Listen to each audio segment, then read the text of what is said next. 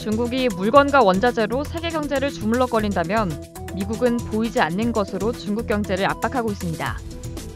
현재 미국 정부가 중국에 대해 반도체 설계를 위한 소프트웨어까지 수출을 규제하는 방안을 준비 중입니다.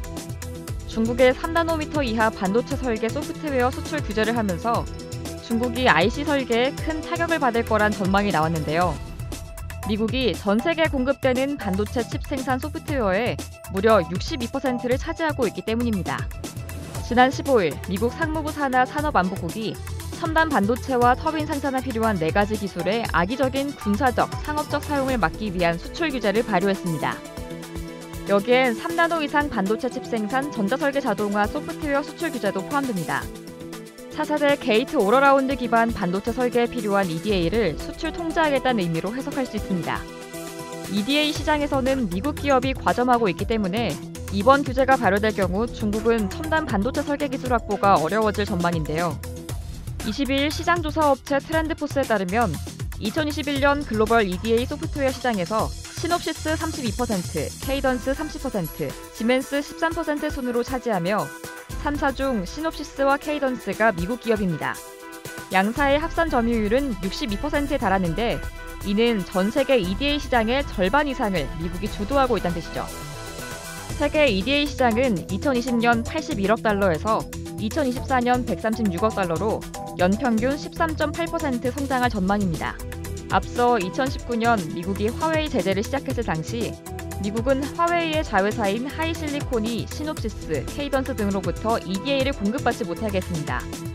당시 미국의 규제로 하이실리콘이 칩을 개발할 수 없게 되자 화웨이의 스마트폰 및 통신 장비 제조 사업은 큰 타격을 받은 바 있는데요. 트렌드포스는 중국은 EDA 기술은 선두주자지만 기술 매출 규모, 전반적인 영향력은 여전히 미국 EDA 산업에 비해 훨씬 뒤떨어져 있다고 말했습니다. 이어 중국은 아날로그 회로 설계 EDA, 평판 디스플레이 회로 설계 EDA에서는 기술이 발전돼 있지만 디지털 회로 설계 EDA, 파운드리 EDA는 여전히 미국보다 크게 뒤처져 있으며 GAA 분야는 아직 연구개발조차 다루지 않은 상황이라고 설명했습니다. 보고서는 중국이 현행 제재가 발효되기 전에 승인된 EDA 소프트웨어를 대량으로 구매했더라도 소프트웨어를 사용하려면 라이선스 업데이트를 위해 개발자에게 연결해야 한다며 이건 미국이 효과적으로 중국을 통제할 수 있다는 걸 뜻한다고 덧붙였습니다.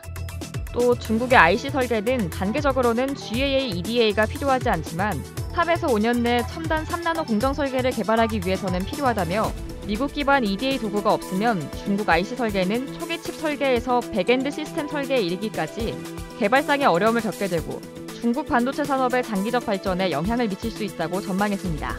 한편 미국의 이번 대중 규제로 한국도 악영향을 받을 수 있다는 전망이 나왔습니다. 당장은 국내 기업에 큰 영향을 미치지 않겠지만 삼성전자 등 국내 기업의 중국 고객사들도 이번 규제 대상에 포함되는 꼴이라 우리나라도 영향을 받을 수밖에 없다는 설명입니다. 중국의 반도체 굴기를 가로막기 위해 단단한 장애물을 설치한 미국. 이 고래 싸움에 새우등 터지지 않도록 한국도 전략을 잘 세워 대응해야겠습니다. 이상 여의도 튜브였습니다.